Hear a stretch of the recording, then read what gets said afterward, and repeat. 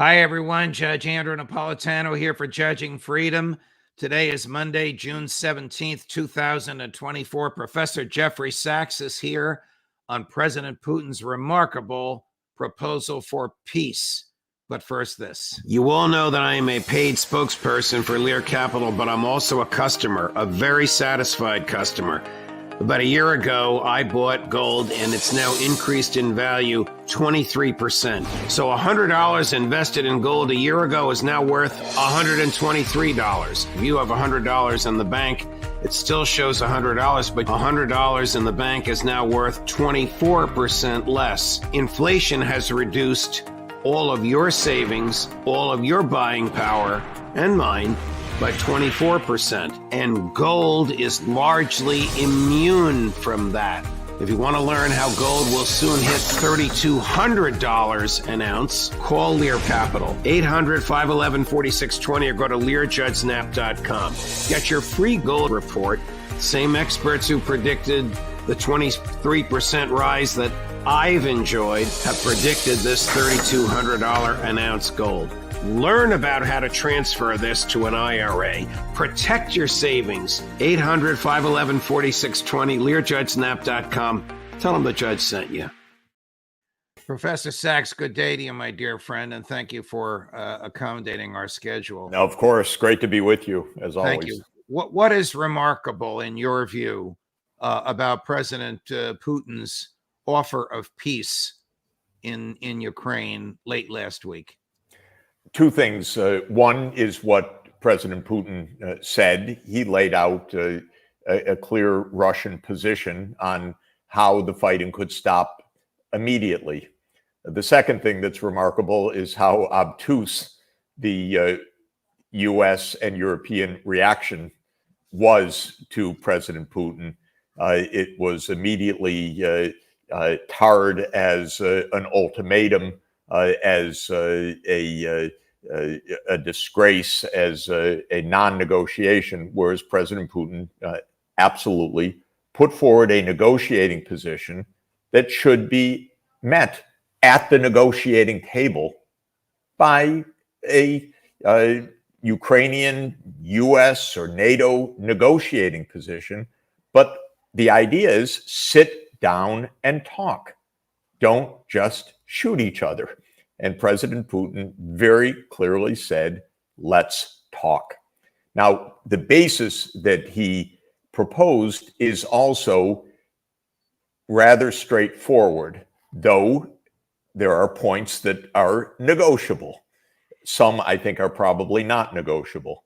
The non-negotiable point that I think is not only correct from Russia's point of view, but correct from America's point of view, is that Ukraine should be a neutral country without U.S. military forces through NATO being right up against Russia's border. Russia doesn't want that, and the United States should not want that, should not want that. Do we really want to have more direct war with Russia? Of course we shouldn't. This has been the bone of contention for 30 years. The U.S. once upon a time promised in 1990 NATO would not move 1 inch eastward. Then the U.S. cheated, starting with Bill Clinton, and then carrying on since then with all of the American presidents. It's a cheat. Russia kept saying, stop the NATO enlargement. We don't want you on our doorstep, any more than the United States would like Russia or China to have military bases on the Rio Grande in Mexico, or like the United States did not accept Russia or Soviet Union putting nuclear weapons into Cuba in 1962. Russia doesn't want it. So that's the first point. And I think it's non-negotiable from the Russian point of view, but I once told the White House, it's not even a concession. It's a good thing for the United States. Understand reality. So that's the first. The second thing that Russia said is Crimea is ours. And it is going to be. I think that is absolutely non-negotiable.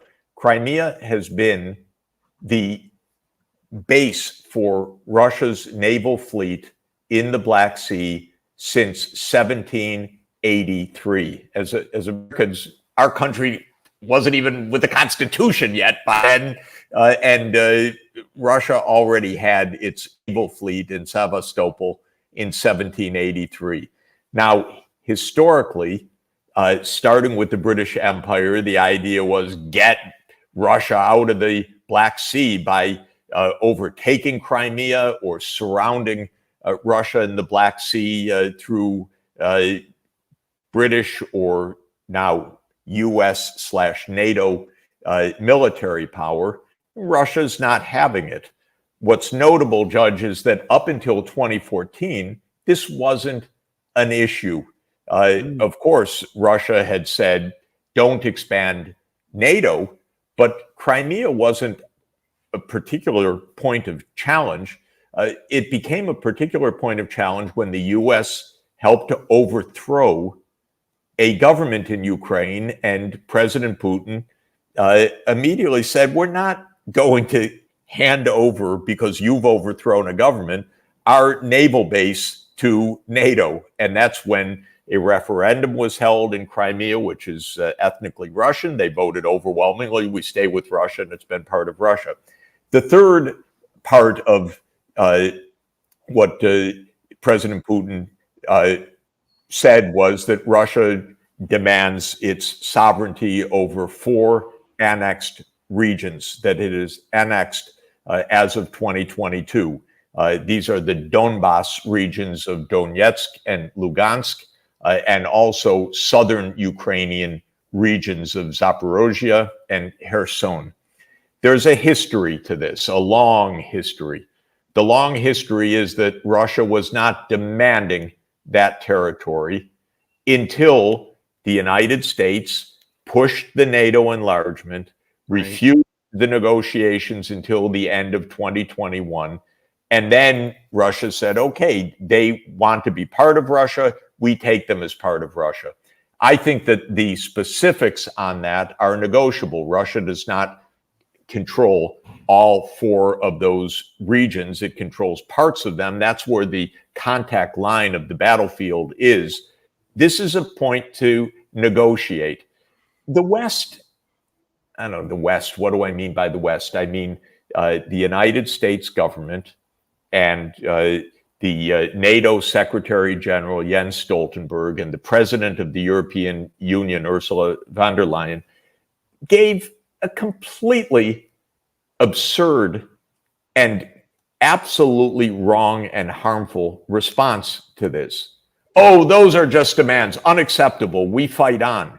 Instead of saying, well, that's Russia's position, we have other positions, but we should now sit down to negotiate because clearly there is a way to reach peace. There is a way to reach peace at the negotiating table.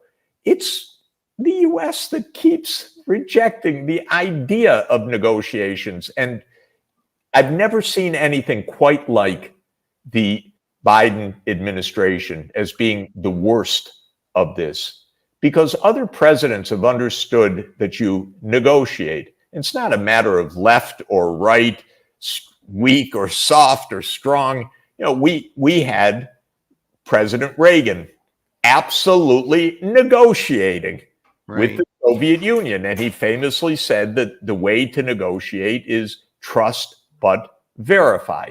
In other words, I'm not going to be a sap in this, but I'm ready to negotiate. President Kennedy negotiated, and on. Strong presidents negotiate, weak presidents don't, and this is our problem right now. Let me play the core of President Putin's offer for peace. It's only about 60 seconds long. Please pay careful attention to the last sentence or half sentence of what he says. It's rather remarkable. The West is ignoring our interests and at the same time forbidding Kiev to negotiate all the while hypocritically calling us to some kind of negotiations. It just seems foolish. Ukrainian troops must be fully withdrawn from Donetsk and Luhansk People's Republics, and from the Kherson and Zaporizhia regions. And I draw your attention to the fact that it includes the entire territory of these regions within their administrative borders, as they existed when they joined Ukraine. Once Kiev declares its readiness and starts the genuine withdrawal of its troops from these areas, as well as officially notify about the abandonment of plans to join NATO, our side will immediately, literally at the same minute, follow the order to cease fire and start negotiations. Immediately and at the same minute, our side will withdraw and start negotiations. This is exactly what you said, negotiations. There are points in here worthy of negotiation. It's rather remarkable. I think you have more experience here, vastly more than I do, for a leader to say immediately, but he did. Doesn't he mean what he says? He does mean what he says. And the U.S. and EU and NATO leaders all focused on that means the entirety of these four regions, that point, rather than on what you're pointing to, which is that we will stop fighting when these basics are met. We don't have to meet every basic that President Putin said. I can tell you, I know what the core of this is because it's been 30 years of discussion. And I'll explain another bit of evidence of why it's the core. The core of this from the start has been NATO enlargement. Right. Russia does not want the U.S. on its doorstep. We don't want Russia on our doorstep. If our leaders had any honesty at all, they would tell this to the American people and say this to Russia. Just a little bit of honesty, just once, to explain that we cheated on promises. We have driven up recklessly on a project to surround Russia with NATO, and it wasn't a good idea. That's it, then the war stops. That's the essence of this. You know, Russia never had territorial demands on Ukraine up until the coup that overthrew Yanukovych in 2014. As I said, they didn't make territorial demands on the Donbass. They didn't make territorial demands on Crimea. With Crimea, they were satisfied with a 25-year lease of their naval base. That was enough. Just leave us alone. Then came the coup. For 7 years after the coup, Russia did not claim that Donetsk and Lugansk were part of Russia. Russia didn't seize them. Russia didn't annex them. Russia didn't claim these territories. All that Russia said was that they should be given protection and autonomy based on a treaty that Ukraine had signed, and that France and Germany were guarantors, and that the United States had backed in the UN Security Council, called the Minsk II Agreement. This was another Western cheat, because we know that there was no intention on the Western side or on the coup-led Ukrainian side to actually honor the very treaty that they had themselves signed. But there was no Russian demand for territory. Right. And President Putin explained in this press conference that the demands for Zaporizhia and Kherson region arose because the general staff of the military said that that was essential to protect the land bridge to Crimea. Now, this also is negotiable, or at least you sit and you negotiate it and you see, and maybe negotiations don't work in the end. Maybe they do. But we run from the negotiating table out of fear. It's pathetic. I've never seen anything like it. Let me play you two clips that will raise your blood pressure even more. I say this out of respect and affection, but this first is General Stoltenberg claiming that Putin's offer is not in good faith. And the second is Secretary Austin, but you talk about irony, saying Putin is in no position to dictate to Ukraine. We'll play them back to back. It's not for Ukraine to withdraw forces from Ukrainian territory. It's for Russia to withdraw their forces from occupied Ukrainian land. And this proposal is a proposal that actually means that Russia should have the right to occupy even more Ukrainian land, all the 4 provinces that they claim are not Ukrainian. So this just demonstrates that this is not a proposal made in good faith. He is not in any position to dictate to Ukraine what they must do to bring about a peace. I think, that's exactly the kind of behavior that we don't want to see. We don't want to see a leader of one country wake up one day and decide that he wants to erase borders and annex the territory of his neighbor. That's not the world that any of us want to live in. And so I think he is not in my view, not in a position to dictate to Ukraine what it must do to pursue peace.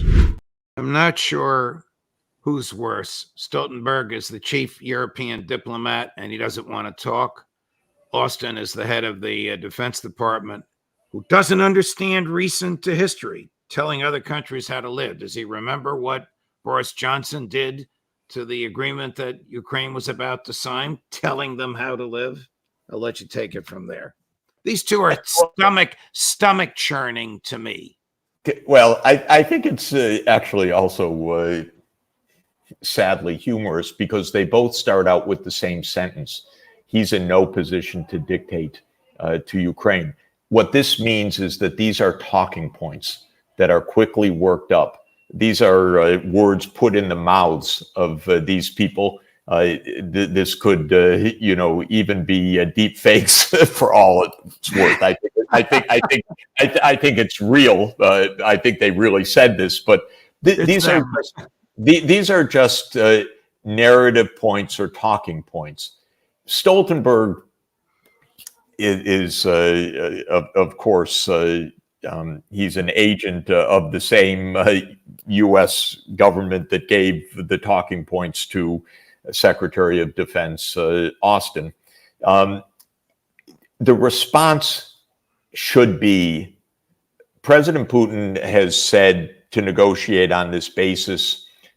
We believe that negotiations are important, but we don't accept the terms that Russia has proposed.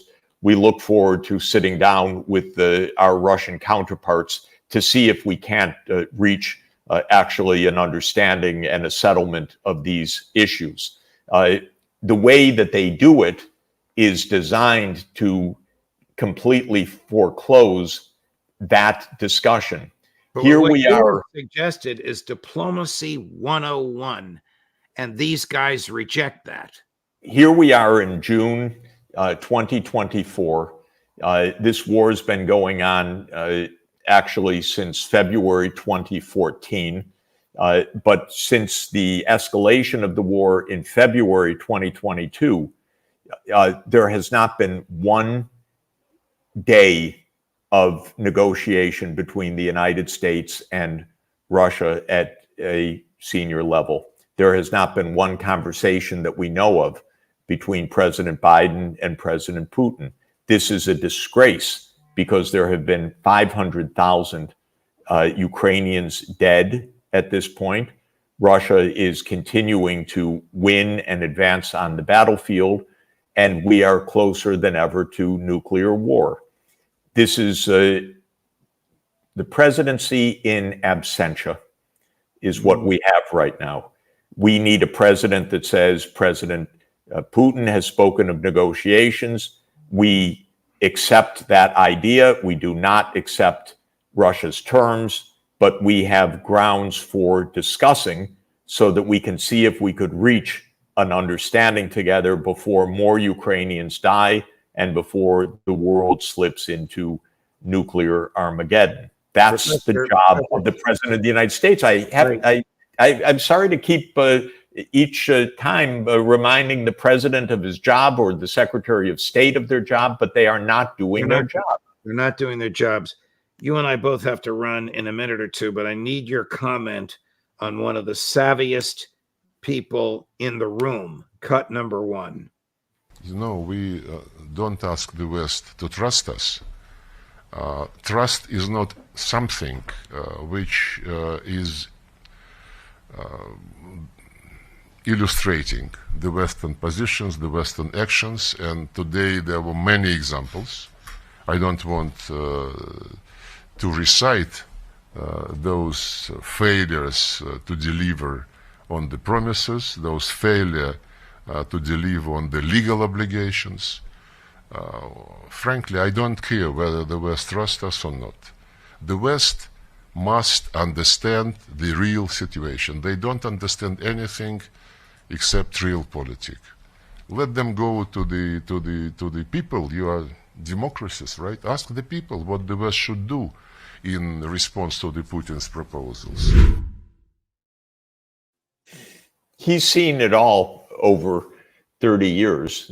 He is one of the world's most experienced diplomats, and he knows, going back 34 years, which he has seen personally because he's been a senior Russian diplomat during all this time, he knows the United States promised NATO will not move 1 inch eastward.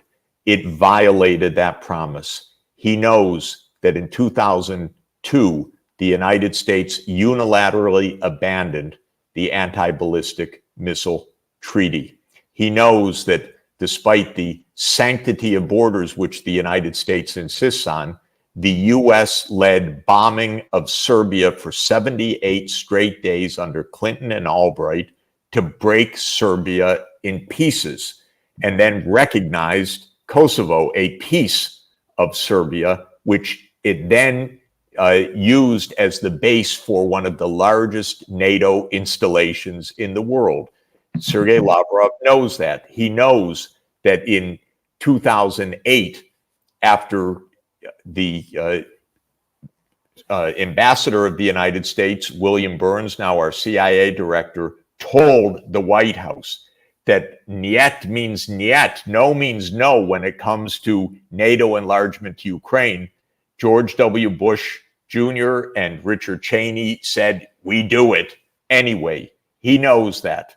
He knows that in 2015, the U.S. signed on to the Minsk II agreement and privately laughed at it, even though it was an agreement to bring about peace in Ukraine. He knows that in 2021, the United States refused to negotiate over a draft U.S.-Russia security arrangement that President Putin put on the table on December 15th, 2021.